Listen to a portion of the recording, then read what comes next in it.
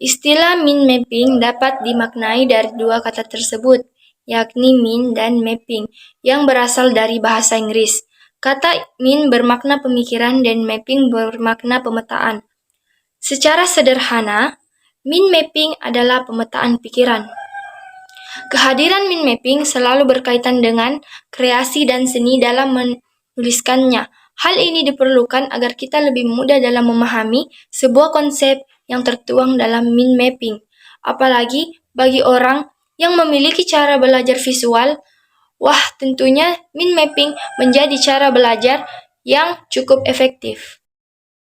Tokoh yang pertama yaitu mind mapping dikembangkan pertama kali oleh Tony Buzan, yaitu seorang psikolog dari Inggris. Beliau adalah penemu mind map atau peta pikiran, ketua Yayasan Otak, pendiri klub pakar brainstorm, dan pencipta konsep melek mental atau mind mapping. Dapat diartikan sebagai proses pemetakan pikiran untuk menghubungkan konsep-konsep permasalahan tertentu dari cabang-cabang sel saraf membentuk korelasi konsep menuju pada suatu pemahaman dan hasilnya dituangkan langsung di atas kertas dengan animasi yang disukai dan gampang dimengerti oleh pembuatnya.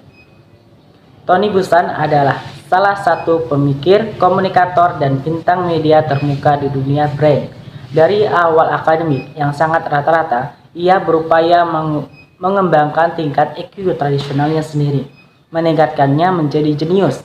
Beliau adalah pencetus dan pencipta apa yang telah dideskripsikan sebagai alat pemikir kreatif ultimate radiance thinking mid-melt, dan terkenal di seluruh dunia untuk ceramahnya tentang memori, kreativitas, pembelajaran, peningkatan diri dan otak. Beliau secara teratur memberi kuliah kepada audiens dari semua negara, umur, dan tingkat pendidikan. Yang kedua yaitu Caroline Edwards. Edwards menerapkan bahwa mind mapping adalah suatu cara yang dinilai paling efisien dan juga efektif dalam hal memasukkan ataupun mengeluarkan berbagai macam informasi dari otak. Sistem ini merupakan suatu sistem alami yang dilakukan oleh sistem kerja manusia, sehingga kapasitas dan juga potensi dari otak bisa dimaksimalkan. Adapun biografi dari Caroline Edwards, yaitu beliau seorang perwira polisi Capitol yang terkenal. Caroline Edwards terkenal setelah Capitol Attack pada 6 Januari 2021.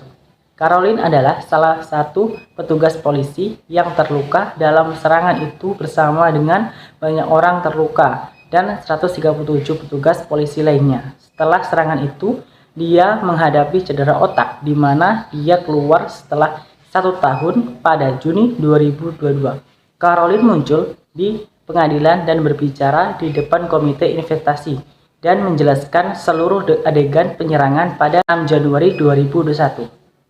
Yang ketiga, tokohnya yaitu Melvin Lee Silberman, berpendapat bahwa metode ini adalah suatu cara berpikir para murid yang sangat kreatif dalam menghasilkan berbagai ide dalam suatu pelajaran yang saat itu sedang dipelajari, seperti mencatat pelajaran atau cara yang kreatif dalam merencanakan suatu penelitian terbaru.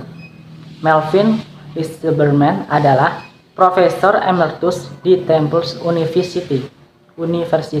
Beliau adalah pioner dalam bidang psikologi, pendidikan, dan pelatihan. Beliau meninggal pada tanggal 20 Februari 2010 setelah berjuang melawan kanker selama hampir 13 tahun. Baik, saya akan melanjutkan materi selanjutnya. Yang pertama, Tony Buzan menjelaskan bahwa metode ini adalah suatu teknik yang digunakan dengan tujuan mengembangkan aktivitas berpikir pada tiap individu, yang pada awalnya hanya mengarah pada satu arah, lalu dikembangkan menjadi berbagai arah, serta untuk menerima berbagai macam ide ke dalam beragam sudut pandang. Mind mapping itu sendiri akan mengembangkan konsep berpikir yang bercabang dan lebih kreatif. Metode ini juga memiliki istilah peta map, yang di dalamnya berisi seperangkat alat berpikir yang berguna untuk kehidupan sehari-hari, khususnya dalam memahami sesuai baik itu pelajaran ataupun pekerjaan. Yang kedua, Caroline Edward menerangkan bahwa mind mapping adalah suatu cara yang dinilai paling efisien dan juga efektif dalam hal memasukkan ataupun mengeluarkan berbagai macam informasi dari otak. Sistem ini merupakan suatu sistem alami yang dilakukan oleh sistem kerja manusia, sehingga kapasitas dan juga potensi dari otak bisa dimaksimalkan. Yang ketiga, Melvin L. Silberman berpendapat bahwa metode ini adalah suatu cara berpikir para murid yang sangat kreatif dalam menghasilkan berbagai ide dalam suatu pelajaran yang saat itu sedang dipelajari, seperti mencatat pelajaran atau cara yang kreatif dalam merencanakan suatu penelitian terbaru.